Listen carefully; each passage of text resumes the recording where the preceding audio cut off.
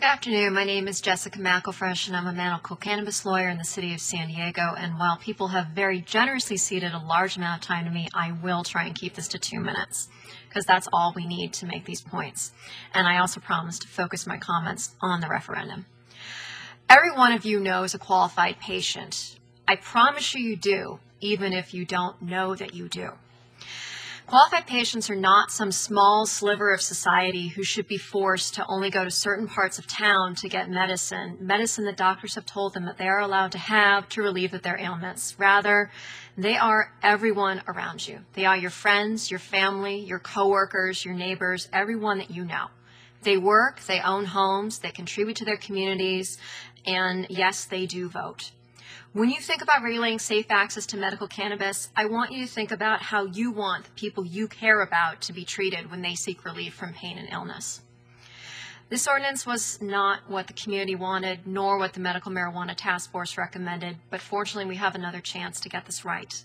San Diegans want safe access to medicine for qualified patients, yet the ordinance assured that all collectives would shut down immediately, meaning there would be no safe access the moment it went into effect. San Diegans want safe schools and well-maintained roads, yet the ordinance would cost the city between $7 to $10 million every year in sales tax revenue. That's not even getting into the cost of trying to enforce this ordinance or other fees it could have possibly brought into the city if it had been written correctly, nor at this time the undetermined cost of regulating collectives under the ordinance. We just don't know. San Diegans also favor full employment, yet the ordinance would put at least 300 people who work at collectives out of work immediately. This is not what San Diegans want, and I don't truly believe it's what this council wants. You can see that by the numerous people who signed the referendum petition and are here today.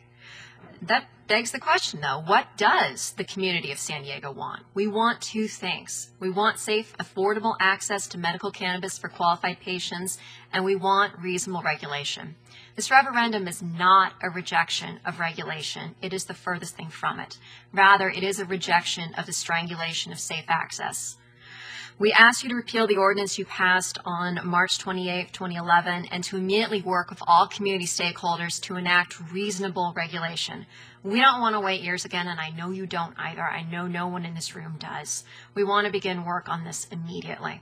You have an excellent model in the Medical Marijuana Task Force recommendations that I strongly urge you to revisit. You also have excellent models and ordinances employed by cities that have been regulating collectives for years. In those cities, complaints about collectives average about 2 a year, and they're generally about things such as that the restroom was out of order when someone went to visit and get their medicine.